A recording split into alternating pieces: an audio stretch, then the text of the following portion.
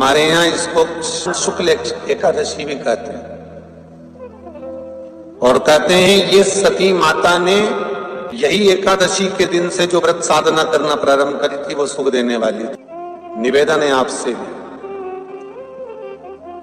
कोई कार्य अटक रहा है, तकलीफ आ रही है, दुख है, लक्ष्मी नहीं आ रही, परेशान हो, 108 बेलपत्र की, जो बेलपत्र होते हैं उसकी, इसको छेद तो करते नहीं है सुई से, बेलपत्र की डंडी को बांधते जाओ 108 बेलपत्र की माला बना लो, और माला बनाकर भगवान शंकर के गले में, शंकर के शिवलिंग को जो चढ़ा देता है उसकी मनोकामना भगवान शंकर पूरी कर देते हैं। अट्ठा एकादशी 108 बेलपत्र की माला बनाकर शंकर भगवान को समर्पित करी जाती है। माता लक्ष्मी ने भगवान विष्णु को पाने के लिए तुलसी की माला बनाकर समर्पित करी थी, जैसे सती ने शिव को पाने के लिए, कामना को पूर्ण करने के लिए। शास्त्र कहता है घर के बुजुर्गों को, घर के बड़ों को, जेठ जेठानी हो, सास ससुर हो, घर में जो तुम्हारी उम्र से बड़ा हो, उसको आज पीला फूल या पीली चने की दाल या पीला वस्त्र, कुछ भी पीली सामग्री आज घर के बड़ों को देना चाहिए। क्यों देना चाहिए? तो शिव महापुराण की कथा कहती है कि जो शुक्ल पक्षी की एकादशी के दिन पीली वस्तु का दान दे देता है, घर के किसी ब्राह्मण को देने नहीं जाना, किसी मंदिर में देने नहीं जाना, आपके ही घर में, आपके ही घर के बड़ों को कोई भी पीली चीज का दान कर सकते। फूल हो, मिठाई हो, कोई अनाज हो, कोई वस्त्र हो, पीली वस्तु का दान दे दे। क्यों होगा? क्या होगा उससे?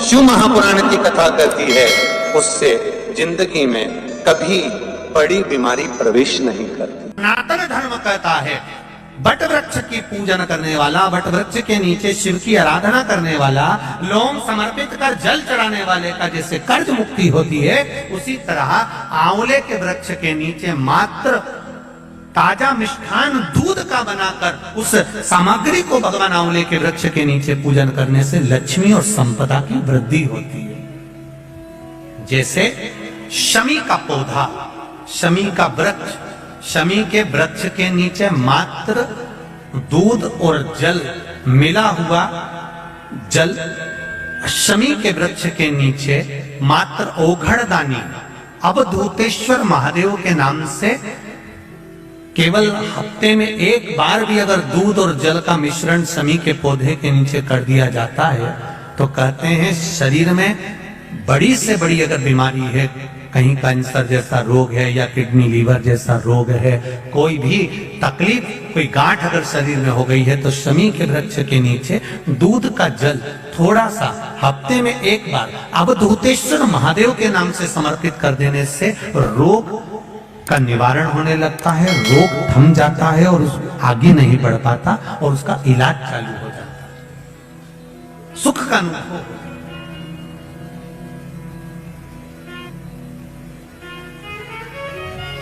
बस एक बात का स्मरण रहे आप, आंवले के वृक्ष के नीचे अगर कोई भोग लगाया गया है पा सकते हैं, पीपल के वृक्ष के नीचे कोई भोग लगाया है पा सकते हैं, बट वृक्ष के नीचे कोई भोग लगाया गया है पा सकते हैं। जिस वृक्ष के नीचे भोग लगाओगे पालोगे, पर शमी वृक्ष के नीचे का जो भोग लगाया गया है वो नहीं पाया जाता। शमी वृक्ष का जो प्रसाद है वो आपको वहीं छोड़ना पड़ता है। शमी वृक्ष का प्रसाद वहीं छोड़। साथ की शिवरात्रि आ रही है, छोड़ना मती, बेलपत्री का पत्ता जल में डालकर भले पत्ते को निकाल देना, और वो जल, जो रोग है, जो बीमारी है, संपदा नहीं आ रही हो, दुकान नहीं चल रही हो, व्यापार नहीं चल रहा हो, बच्चे चिड़चिड़े हो गए हो, क्रोध पड़ रहा हो, तो भी बाबा पर घर के प्रत्येक व्यक्ति एक लोटा जल जरूर चढ़ा के आना, शिव को नमन कर कर आना। ये मौका नहीं मिलता, चढ़ाओ।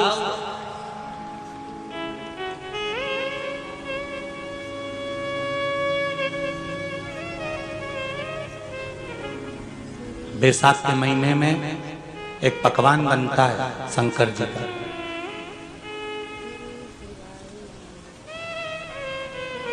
शिव जी के हाथ में त्रिशूल है, शिव जी के 3 नेत्र हैं। बेलपत्री में भी 3, बोलते जाओ, पत्ती है। बैसाख के महीने में जो शंकर भगवान को प्रसाद का भोग लगता है उसमें भी 3 ही चीज मिलती है। सत्तू,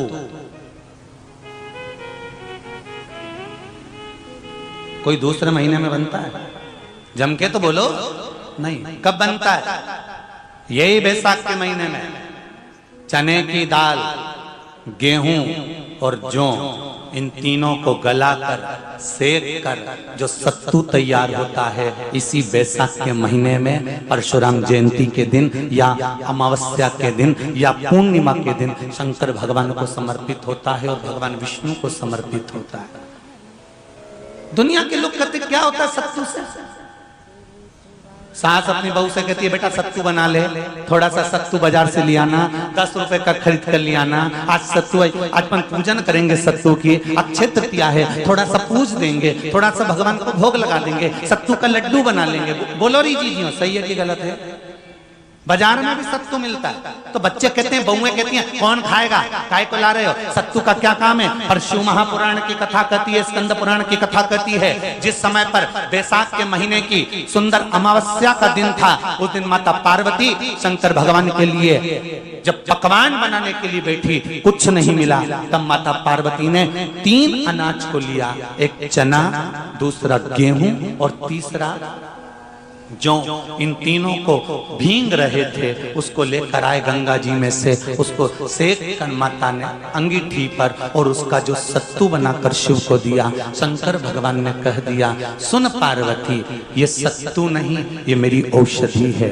बैसाख के महीने में जो खाएगा वो जिंदगी भर रोएगा नहीं, शरीर से स्वस्थ हो।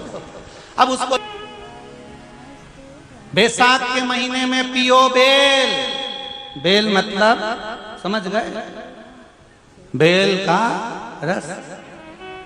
बैसाख के महीने में पियो बेल और शरीर को रखो ऑलिव बेल। पियो।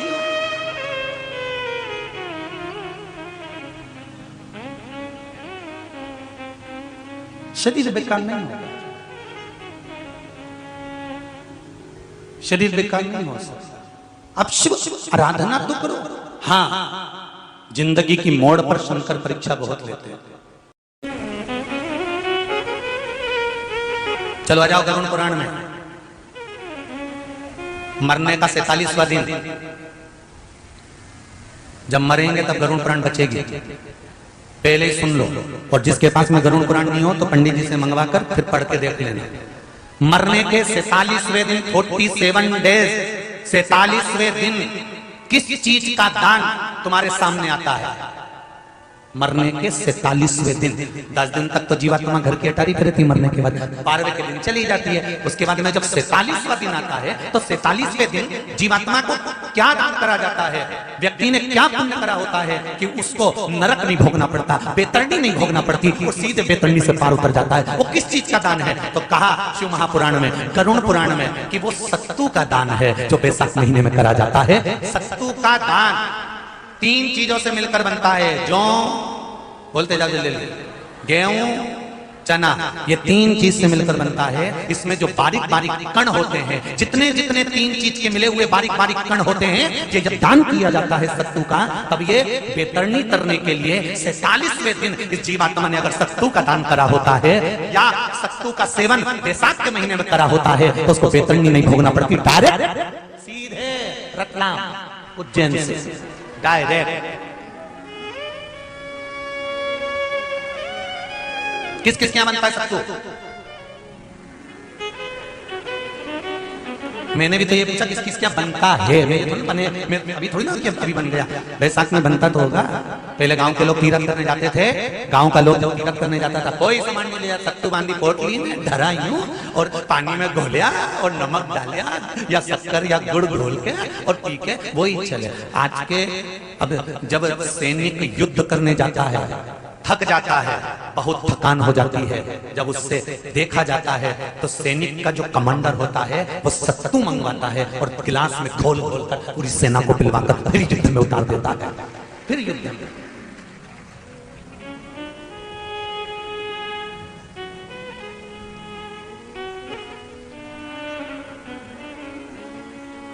साधारण नहीं है महाराज। सत्तू में जितने बारीक बारीक कण होते हैं, जितने बारीक बारीक कण, अब तुम्हें काम करना, अभी जब फ्री रहो तो कागज पे रख के सत्तू का एक कण गिनना है, 1 2 3 बारीक बारीक गिनते रहना जरा। तो तुम्हारा क्या जाए गिनने में? भगवान कृष्ण के हाथ में पट्टी बंधी थी तो उनने भी तो रुक्मणी को गिनने को दिया था, जरा गिन तो जरा इसमें कितने धागे। रुक्मणी जी ने कहा इसमें 9,999 धागे हैं। भगवान ने कहा बस यही 9,999 मुझे द्रौपदी को वापस लौटाना है। गिनती लगा लो, अभी अभी लगा लो। ऊपर तो भगवान गिन के बता ही देगा कि तुमने जो सत्तू दान करा था, तुमने जो सत्तू खाया था, तुमने जो सत्तू भगवान को दिया था, सत्तू का लड्डू बनाकर तुमने बैसाख महीने में भगवान की जो पूजन करी थी, तो अमावस्या के दिन, पूर्णिमा के दिन या अक्षय तृतीया के दिन तुमने जो सत्तू दिया था, भगवान तो गिनती बता देगा कि सत्तू में कितना कण था।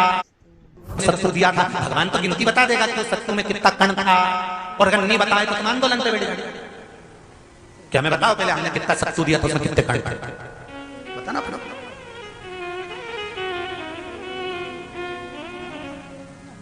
एक शिव की आराधना में चांगुना ने 1 लोटा जल भरा, उसमें थोड़ा सा चंदन डालकर बेलपत्री के वृक्ष के नीचे ले जाकर डाल देती, थोड़ा सा जल बचाकर शिव जी को डाल देती। शंकर भगवान ने एक दिन चांगुना के सामने मन में विचार प्रकट करा और पार्वती जी से कहा, पार्वती एक बात समझ में नहीं आती, आधा जल ये बेलपत्री को देती है, आधा जल मुझे देती है। जब आधा जल मुझे देती है तो मुझे बड़ा गुस्सा आता है, क्योंकि बद्धा जल कहां डोल के आती है। पार्वती जी ने कहा उसके संतान नहीं है, इसलिए वो बेलपत्री की भी आराधना करती है और आपकी भी आराधना करती है। ठीक है, भगवान देवादिदेव महादेव ने देखा चांगुना ने बहुत सेवा कर ली। आज भगवान सुंदर एक संत का रूप धरकर चांगुना के दरवाजे पर पहुंच गए, अलग जगह। चांगुना दौड़ कर आई, बाबा जी आइए, क्या लाऊं मैं आपके लिए? भिक्षाम देहि, भिक्षाम देहि। बाबा ने सब दूर से भिक्षा ली और चांगुना जैसी परात भरकर रानी चांगुना देवी खूब सारा सामान लेकर आई तो बाबा ने मना कर दिया, मैं आपके हाथ की भिक्षा नहीं ले सकता, मुझे नहीं लेना। क्यों? कहा आपकी संतान नहीं है, आपकी औलाद नहीं है, संतान नहीं है। और अगर आपकी संतान नहीं है तो आपके हाथ की भिक्षा लूंगा तो मैं भिक्षा लेकर जाऊंगा कहां? मुझे आपके हाथ की भिक्षा नहीं चाहिए। इतने में चांगुना ने उस संत के चरण पकड़े और संत के चरण पकड़कर चांगुना कहने लगी, देखिए बाबा जी, जन्म, मरण और परण ये तो 3 देवादिदेव महादेव के हाथ में है। संतान देना और ना देना ये शिव जी के हाथ में है।